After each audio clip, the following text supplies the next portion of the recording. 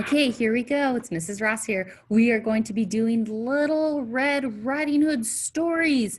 The next one is Little Red Riding. Instead of riding, the R-I-D-I-N-G, we are doing writing like you write in a book.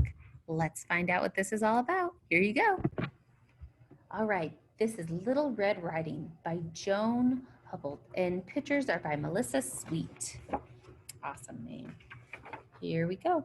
Once upon a time in pencil school, a teacher named Miss Two told her class, "Today we're going to write a story." Story path, idea, character, and setting. Number 2, the trouble. 3, even bigger trouble. And 4, let's fix the problem. Yippee, said the birthday pencil. Slammin', said the basketball pencil. Sharp, said Little Red. I want to write a happy story, said the birthday pencil. I'm going to do a nonfiction story about the great state of Pennsylvania, said the state pencil. I'll write about sports, said the basketball pencil. I want to write a story about bravery because red is a color of courage. But what would a brave pencil do? Wondered Little Red. Go on a journey through the school, meet unusual characters, fight evil, and save the day. Miss Two gave Little Red a basket of 15 red words to use in case she ran into trouble. Remember, it's okay to wonder a little, but stick to your basic story path so you don't get lost. Okie dokie, said Little Red. Little Red opened her notebook and began. Once there was a brave red pencil who went on a journey.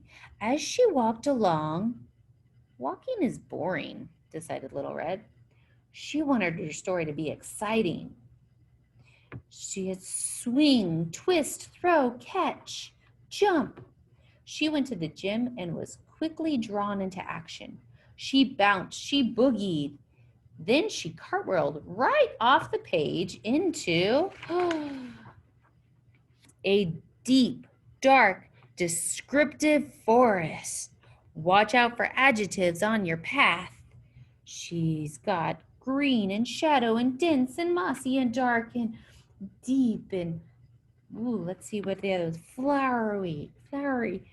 Descriptions adds pizzazz to any story, but Little Red was bogged down, hindered, lost. She reached into her word basket for help. Scissors.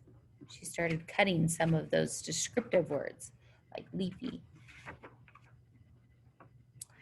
Need help sticking to your story path? Well, you have come to the right place, pencil, because I'm full of words that have stick-to-itness. They'll stick up for you and stick by you, but they aren't stuck up like that tape guy down there, said the voice from the supply closet.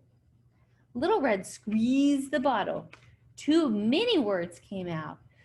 So that is how she found herself writing a sentence that would not end, but just kept going and going and running on. And though it had no purpose, yet it would not get out of her story or say anything important. So she was glad when a helpful word arrived suddenly, and it brought some friends. Here's some adjectives. We deliver speedily. Suddenly, abruptly, surprisingly, she heard a strange sound, which she decided required all capitals and rather large punctuation. It was the middle of her story where something exciting should happen, and it did. That growing sound chased her. Abandoning all rules of punctuation and sentence structure in her panic to escape, Little Red began running on, and she grabbed random nouns from her word basket, tossing them out to fill up the chasm of blank space and nothingness, which was all that stood between her and the grr.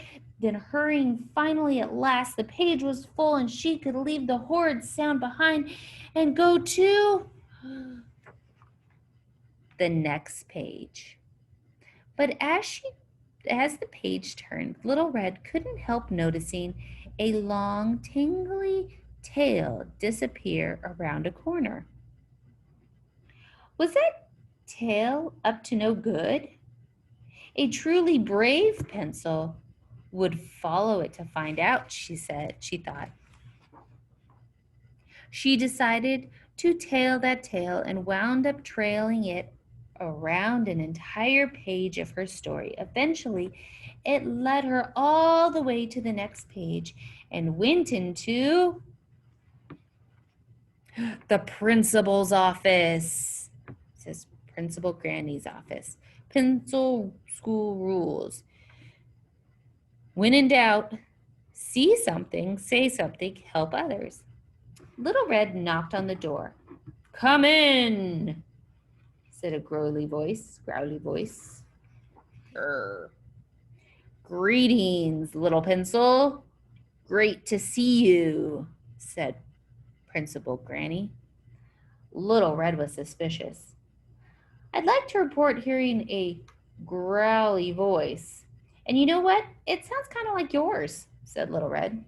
The better to be heard on the school intercom, said Principal Granny.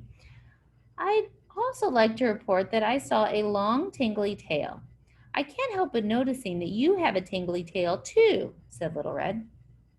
The better to get charged up for my school duties when my batteries are running low, said Principal Granny. I'd also like to report I have just noticed what big sharp teeth you have, said Little Red. The better to chomp little pencils like you and grind them up, growled Principal Granny, who in reality was the Wolf 3000, the grumpiest, growliest, grindiest pencil sharpener ever made. Just as the Wolf 3000 began to chase Little Red, in walked Mr. Woodcutter, the janitor. Who made this mess? Help! Cried Little Red. I think the Wolf 3000 had sharpened Principal Granny to smithereens. Mr. Woodcutter fainted. It was up to Little Red to stop the Wolf 3000's rampage. She reached into her word basket.